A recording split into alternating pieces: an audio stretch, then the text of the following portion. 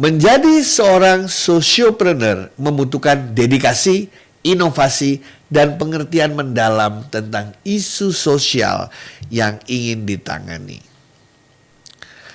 Seorang sosiopreneur pertama-tama harus mampu mengidentifikasikan isu secara benar. Ini menjadi sesuatu yang penting karena kehadiran seseorang sosiopreneur adalah menjalankan misi memecahkan masalah itu. Mereka harus melakukan penelitian yang mendalam tentang masalah tersebut, memahami apa penyebabnya, siapa saja yang terlibat dan terpengaruh, dan apa yang selama ini sudah dilakukan oleh orang lain dalam usaha untuk menanganinya. Kita harus memahami konteks, terutama kompleksitas dari masalah sosial yang coba kita pecahkan. Ketika kita menciptakan solusi, seorang sosiopreneur harus benar-benar memikirkan apa saja skenario-skenario permasalahan atau skenario-skenario penyelesaian masalah yang mungkin.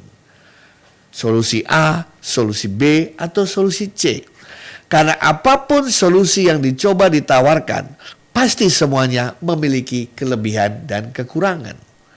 Seorang sosiopreneur harus mampu memilih mana yang akan dijalani. Mereka harus mampu membuat rencana aksi, di mana di dalamnya mereka akan berusaha mengadakan, mengelola, menggunakan seluruh sumber daya terbatas yang mereka miliki agar bisa menyelesaikan masalah sosial tersebut.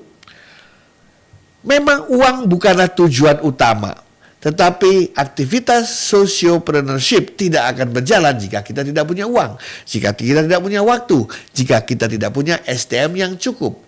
Oleh karena itulah maka seorang sociopreneur harus mampu merancang business plan, activity plan yang akan mereka lakukan agar usaha mereka membuahkan hasil dan sustainable. Tantangan terbesar dari seorang sosiopreneur adalah mencari sumber pendanaan. Kita memerlukan dana untuk memulai dan mengembangkan usaha sociopreneurship kita tadi. Oleh karena itu kita harus tahu di mana kita bisa mendapatkan pendanaan itu. Apakah kita memperolehnya melalui hibah, pinjaman, investasi, crowdfunding, atau hal-hal yang lain. Nah, kalau semua itu sudah dapat, maka kita harus mulai memikirkan bagaimana kita akan melakukan aktivitas awalnya. Infrastruktur operasional apa yang kita butuhkan? Suprastruktur orang-orang seperti apa yang kita harapkan berkolaborasi dan bekerja sama?